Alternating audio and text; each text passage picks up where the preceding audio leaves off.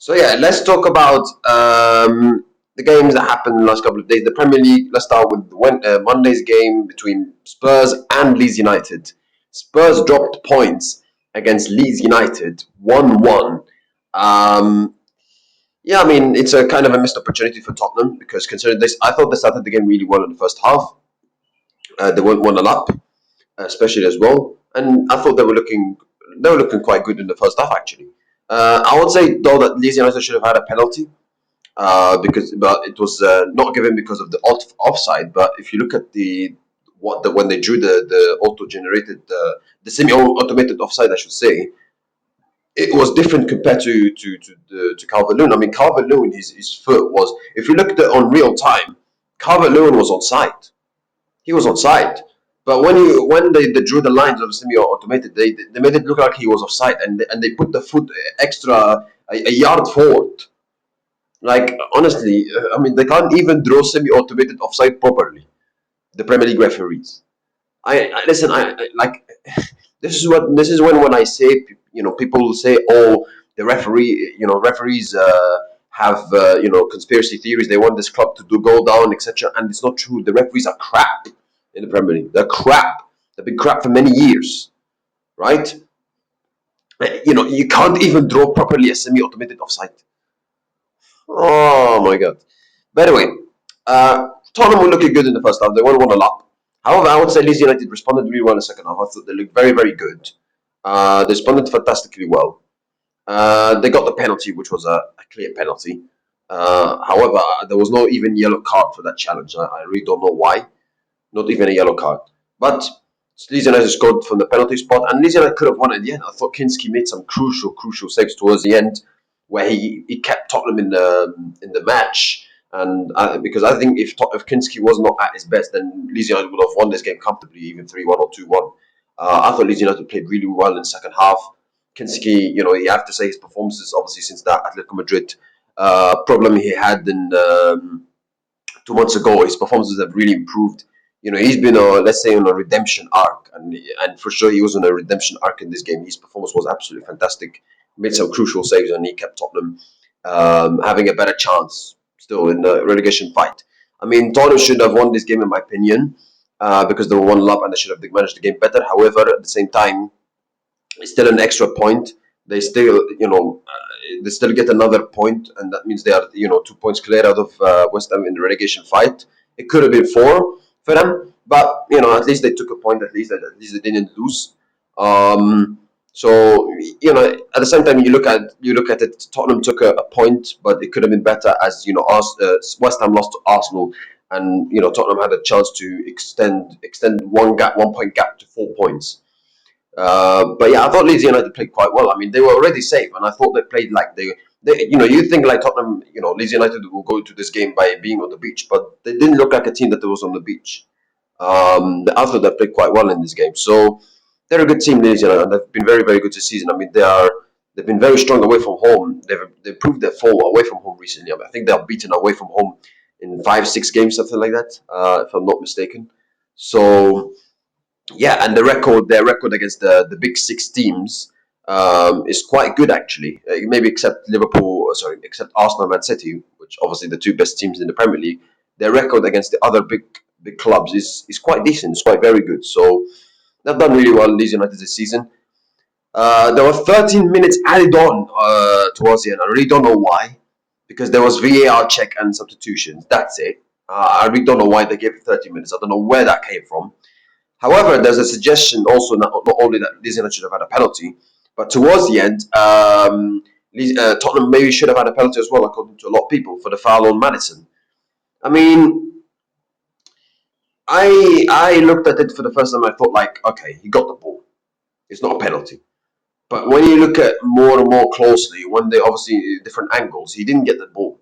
He touched the leg of Maddison. However, I'm not sure at the same time, so it's difficult. When I look at the first time, I said, yeah, that is not a penalty. But when you look at more closely, it maybe could have been a penalty.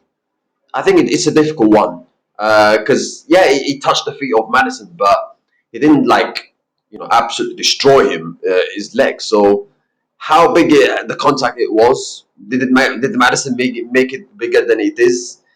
I don't know. It's difficult to say, in my opinion. I think it was kind of 50-50, in my opinion. So yeah, it's really difficult. But I think Tottenham, you could say Tottenham arguably could have had a or should have had a penalty towards the end. So yeah, because when I looked at it on the first time, I thought like, yeah, he got the ball. That's not a penalty. But the next day, when I looked at it in different angles, yeah, you could actually say, it could have been a penalty because he didn't get the ball. So yeah, it's a difficult one to call. But like Tottenham should have had a penalty. You could say Leeds United should have had a penalty as well. Um, they gave added on 13 minutes. I thought the referee once again was really poor. And Deserby, criticized the referee's performance. He said that the referees were not calm. Obviously, they were approaching him, give him yellow card, etc. If you go out of the box and so on. They were not calm today because of the pressure of the VAR decision between the West Ham Arsenal game. Yeah, probably. I mean, you look at those Premier League referees right now. You would say, yeah, maybe they are under pressure because obviously that decision, even though it was the right decision, they are, that decision had remained on the spotlight. I mean, people are talking about it. We are Thursday today, and people still talking about that decision. It's unbelievable. But so yeah, of course, there is of course, I would say, yeah, the referees have suffered from the pressure of the VAR decision from the West Ham Arsenal game, even though it was a correct decision. They've suffered from that pressure because obviously the spotlight, the controversy, and a lot of people's opinions, and so on. So yeah, but Tottenham, they're 2 points clear of West Ham. Tottenham have to play Chelsea away, Everton at home, and West Ham, Newcastle away, and Leeds at home. Chelsea away, I think they can get something from that game. I mean, Chelsea will come back of course after the FA Cup final. I think Tottenham could get something from that game. Everton at home, Everton are good sides, but they've not. I think it's going to be very unlikely for them to get to European football. So I think Everton will by that game they will have nothing to play for. Um, so I think Tottenham could win both of those games. I really think so. For West Ham, Newcastle away is a really tricky place to go, but I think Newcastle don't have much to play for. So I think West Ham could get something from that game. And Leeds at home, where they already survived, they could something. Obviously, West Ham could win that game, and they're at home as well. However, Leeds United are a good side, and they've been very good this season.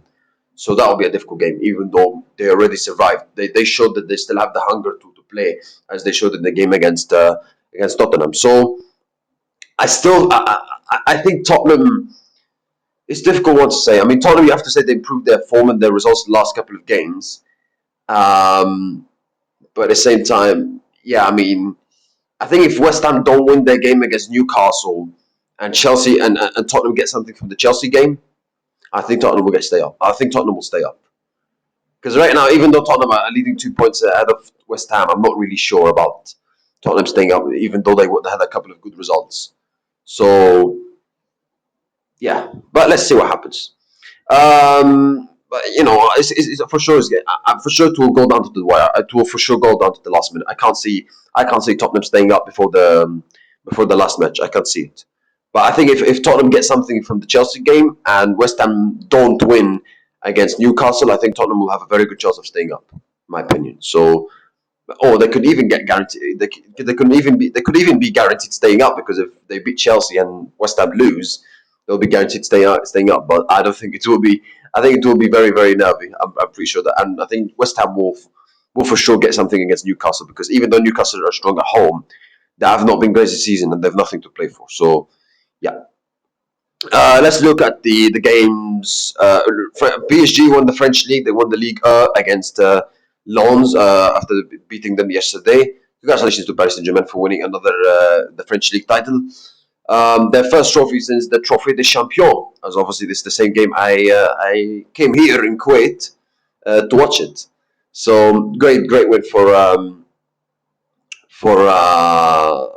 for great win for PSG, and congratulations to them for winning another league title. Obviously, their main focus now will be on the Champions League final against Arsenal. They will for sure rest their players against in the final game they have on Sunday in the French league, and then after that they will have almost like 2 weeks to prepare for the Arsenal game. So yeah, Luis Enrique's side for sure will rest players for that game to avoid any potential injuries from the players that they have, quality players like Ousmane Dembele and so on. And rightly so, because they already won the French league and they have nothing to play for anymore before the Champions League final. So yeah, but PSG won the Trophée des Champions. They won the UEFA Super Cup. They won the Intercontinental Cup. Sorry, and the French league. They have a chance to win their fifth trophy of this season, which is the Champions League on the 13th of May against Arsenal. Inter Milan also won the Coppa Italia, again beating comfortably against Lazio in the Coppa Italia final. That means Chivo and his team achieved a domestic double this season. They won the Serie A and they won the Coppa Italia. Congratulations to Inter Milan for winning both trophies.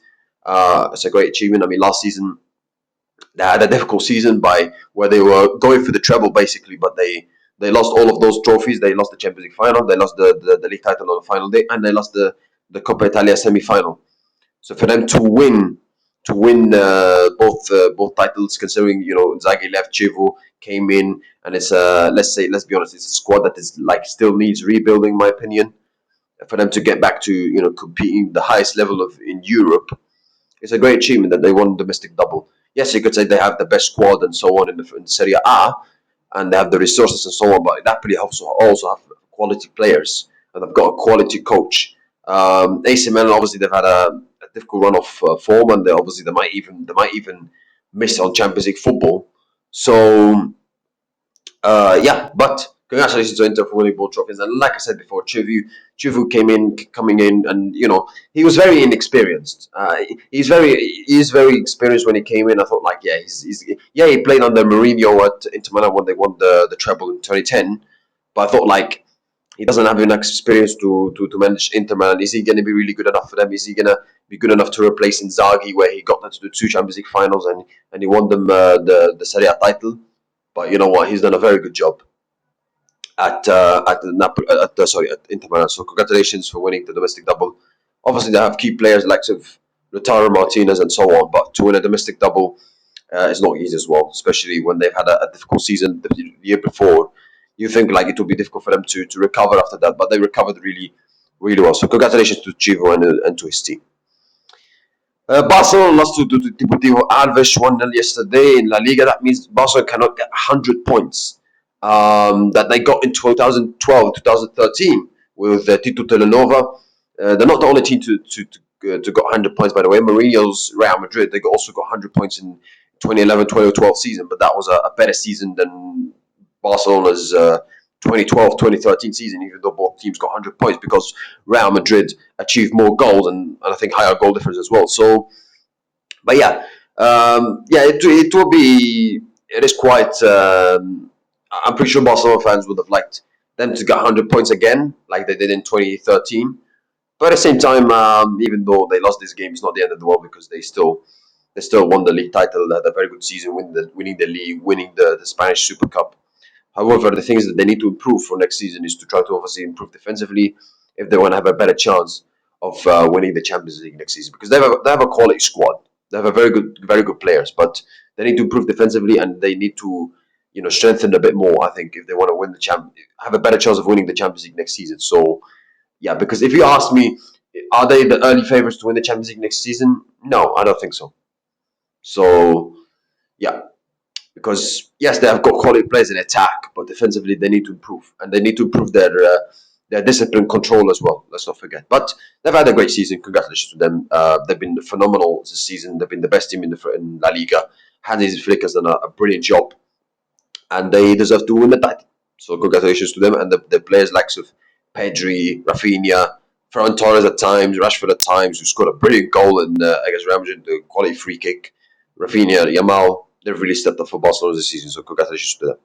Manchester City, they won 3-0 against Crystal Palace. Goals from Semenyo, Savinho, and also Omar Marmoush. It was a quality performance from City. Obviously, Crystal Palace don't have much to play for in the Premier League. They're obviously focusing on the Conference League final. But yeah, they won the Manchester City won the game comfortably 3-0, no problems. They now have higher goal difference to Arsenal. However, they're 2 points behind Arsenal, and Arsenal obviously, yes, they have lower goal difference than City, but they have more points, and they have 2 games to win, which they should win which is against Burnley and against Crystal Palace at Selhurst Park. So yeah, Arsenal could win the title on the final day, and Arsenal could win the title if they beat Burnley and City drop points to Bournemouth. I mean, if you look at Pep Guardiola's team selection also for this game,